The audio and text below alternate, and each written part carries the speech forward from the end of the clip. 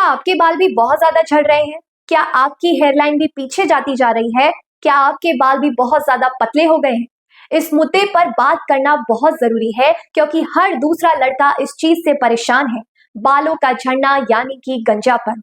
नमस्कार दोस्तों, मैं डॉक्टर आयुषी शर्मा बीएचएमएस आप सभी का अपने यूट्यूब चैनल पर स्वागत करती हूँ। आज हम यही जानेंगे कि क्या जो आप सोच रहे हैं कि शैम्पू इसका असली कारण तो नहीं, लेकिन असल सच तो कुछ और है। तो इस वीडियो के जरिए हम जानेंगे कि क्या कारण है, किन वजहों से लड़कों में बाल झड़ने लगते हैं और इतने झड़ जाते हैं कि बाल खत्म हो जाते हैं, बचते ही नहीं।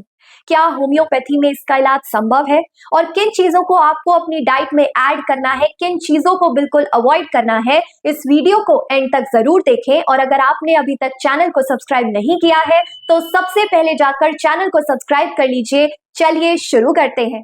हेयर फॉल एक लक्षण है यानी बाल गिरना। गंजापन एक प्रोसेस है जिसमें नए बाल उगते ही नहीं है। मेल्स में सबसे common type male pattern baldness यानी कि एंड्रोजेनिक एलोपेशिया के नाम से हम जानते हैं। हर हेयर फॉल गंजापन नहीं होता, लेकिन हर गंजापन हेयर फॉल से ही शुरू होता है। कारण क्या क्या होते हैं? सबसे पहला कारण हार्मोनल इम्बैलेंस यानी कि टेस्टोस्टेरॉन से बनने वाला हार्मोन DHT डाइहाइड्रोटेस्टोस्टेरॉन हेयर फॉलिकल्स को वीक बनाता है और इस वजह से बाल पतले और छोटे छोटे होते होते खत्म हो जाते हैं।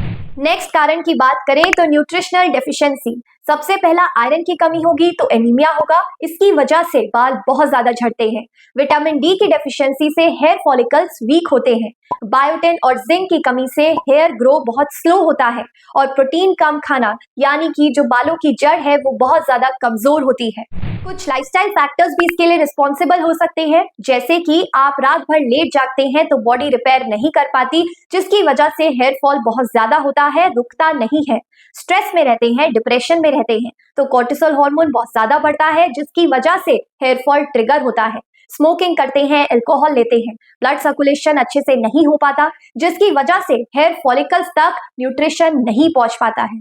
जेनेटिक यानी कि परिवार में किसी को भी ऐसा प्रॉब्लम है, आपके पापा दादा कोई भी गंजा है तो आपको भी टेंडेंसी रहती है गंजेपन की। ये एक फैक्टर है जो कि अवॉइड नहीं किया जा सकता। हेयर लाइन का धीरे धीरे पीछे जाना, साथ में आपका जो स्काल्प है वो दिखने लगता है क्योंकि बाल तो बचे ही नहीं है। क्राउन एरिया पे भी बाल बहुत ज्यादा कम होते हैं। ऐसे में आप जितनी बार कॉम्ब करते हैं उतनी ही बार आपके हाथ में बाल आते हैं। ये कुछ लक्षण आपको देखने को मिलते हैं अगर आपको गंजेपन की शिकायत हो रही है तो। आपको क्या चीजें खानी चाहिए? जैसे कि आप हरी सब्जियां अपनी डाइट में शामिल कर सकते हैं। लौकी, टिंडे, पालक, मेथी, ऐसी ही हरी सब्जियां आप लेंगे तो आपकी पूरी बॉडी ठीक रहेगी। आप फ्रूट्स ऐड कर सकते हैं, आंवला हो गया, पियर हो गया, गवावा हो गया, सीजनल फ्रूट के हिसाब से आप ऐड कर सकते हैं। तीसरा, आप आलमंड्स ले सकते हैं, आप ड्राई फ्रूट्स में वॉलनट्स ले सकते हैं, अच्छा रहेगा। साथ ही में आप सीड्स ऐड कर सकते हैं, फ्लेक्स सीड्स, सनफ्लावर सीड्स, काफी अच्छा रिजल्ट है इनका। साथ में आप कर्ड ले सकते हैं, अच्छी रहती है, कैल्शियम प्रोवाइड करती है। और प्रोटीन रिच डाइट में आप दालें ले सकते हैं। अगर आप नॉन वेजिटेरियन हैं तो आप एग ले सकते हैं, पनीर ले सकते हैं, बहुत अच्छा रहेगा।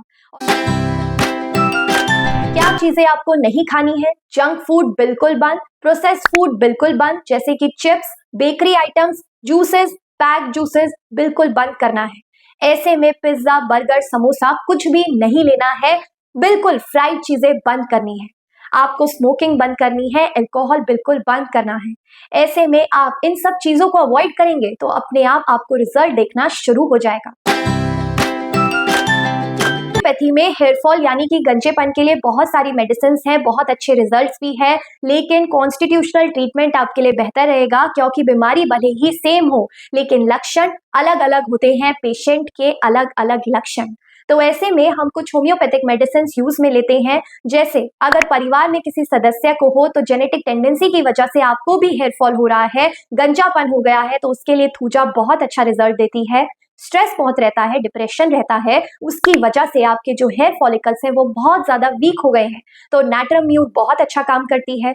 लाइको भी बहुत अच्छा काम करती है अगर बाल बहुत ज्यादा पतले होते जा रहे हैं और बहुत ज्यादा गिरते भी हैं।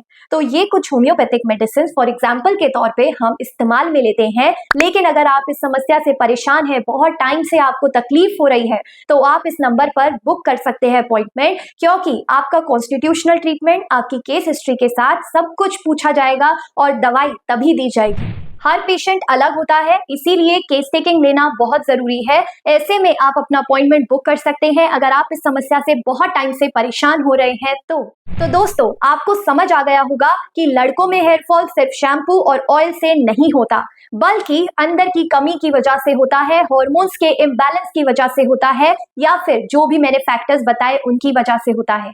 तो ऐसे में अगर आप भी बहुत टाइम से परेशान है, हेयर फॉल से गंजापन आ गया है, चाहते हैं कि बाल उगे और सही से आ जाए, तो ऐसे में आप अपना अपॉइंटमेंट बुक कर सकते हैं समय रहते। अगर आपको वीडियो इन्फॉर्मेटिव लगा हो तो लाइक कीजिए, चैनल को सब्सक्राइब करना ना भूलें और जितना हो सकता है उतना शेयर कीजिए। आपके शेयर से बहुत सारे लोगों का भला हो सकता है। नेक्स्ट वीडियो तक के लिए स्वस्थ रहिए, खुश रहिए और कमेंट करके जरूर बताइए नेक्स्ट वीडियो आपको कौन से टॉपिक पर चाहिए।